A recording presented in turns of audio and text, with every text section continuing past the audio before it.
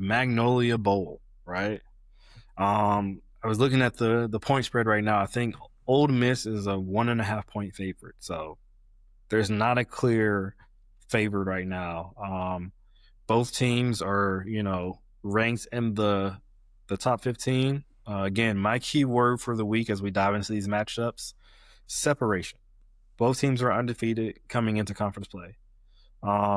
This game honestly feels like it could swing on a single turnover or red zone stop. LSU's defense is elite, but Ole Miss has, the firepower to test it.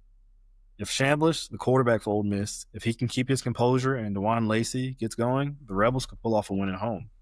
Last year, this game was decided by 3 points in overtime. So again, we got two teams competing, being competitive. Somebody's got to separate. LSU. So I really, really like their defense. They're allowing just 64 yards rushing per game, ranking top 10 nationally. That's no accident. You got Whit Weeks, right? Linebacker for LSU, who I've actually searched this up when I saw it, is dating Lane Kiffin's daughter. So The tweets have been crazy. yeah, tweets have been crazy. The lore has been crazy. He's got his brother Wes Weeks, running sideline to sideline, really controlling the field, right? And then you got Damian Shanklin on the edge. He's rushing. He's getting multiple sacks. He's been clutch and collapsing the pocket, right? Ole Miss, they thrive on tempo and those chunk plays, but LSU's ability to control the line of scrimmage and force those third and long situations could honestly flip the script. If they can keep, Kawan Lacey from getting downhill and, making Chambliss beat them through the air under pressure, LSU's defense might be the difference maker in Oxford.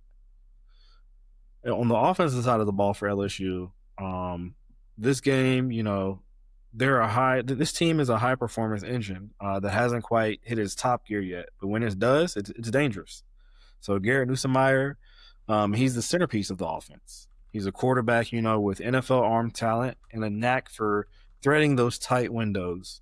I mean, he's already nearly, passed for 1,000 yards through 4 games. So he's got chemistry with some of his receivers.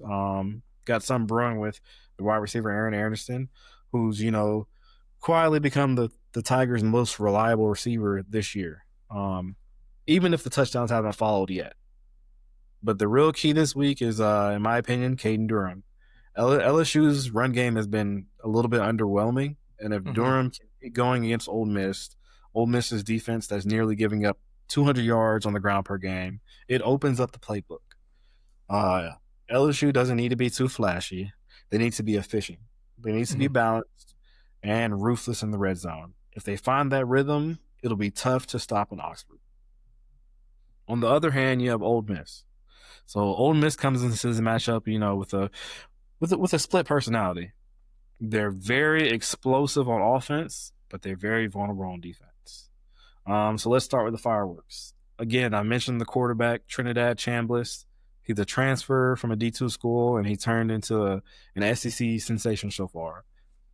He's thrown for almost 1,700 yards and rushed for 200 more. So he's a dual threat guy. He hasn't turned the ball over once. Pairing him with Kawan Lacey, the guy we mentioned earlier in one of our episodes, I think he's one of the freshmen that are high impact this year, right? He gives Lane Kiffin's backfield something that can stress LSU's linebackers in space. But defensively, that's where the Rebels have question. They're giving up, again, those 200 yards rushing per game. It could be a long afternoon if they don't tighten up and make the adjustments early on this. They got some injuries that are looming. Their top corner, DeAndre Prince, he's going to be out. And, Garrett Nussmeier, he might feast on that. They might target whoever's going to come in and replace him in that time. Yep. Ole Miss, their defense doesn't have to be perfect. They don't have to pitch a shutout. They just need to make a few timely stops and let their offense cook.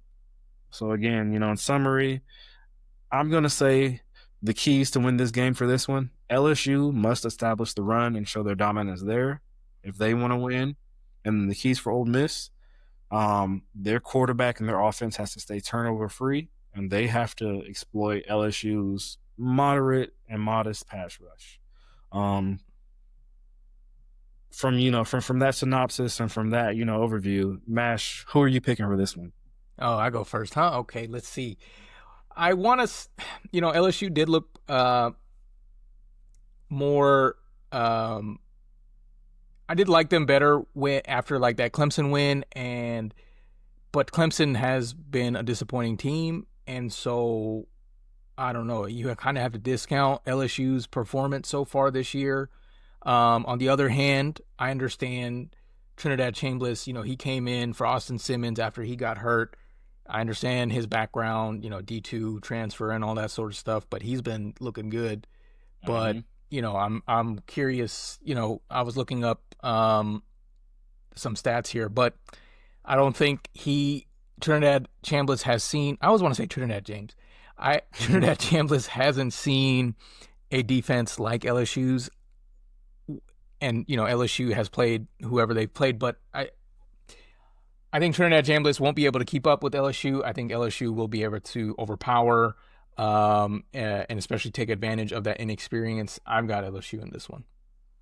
Well, gotcha. I'm gonna have to disagree with you there. LSU's offense, I've expected a lot more out of them this year. We've seen the glimpses of greatness, but I don't like the lack of scoring. Mm-hmm. When they played Florida, I believe it was last weekend. So I think Ole Miss is going to come prepared. They're probably going to have a sloppy defensive game, but I think it's going to end up being a shootout, and I think they're going to outscore LSU. So I'm going to Okay. pick Ole Miss in this one. Ole Miss in a shootout. Okay, I got you. Yeah. All right, so that is our picks. We're split decision there.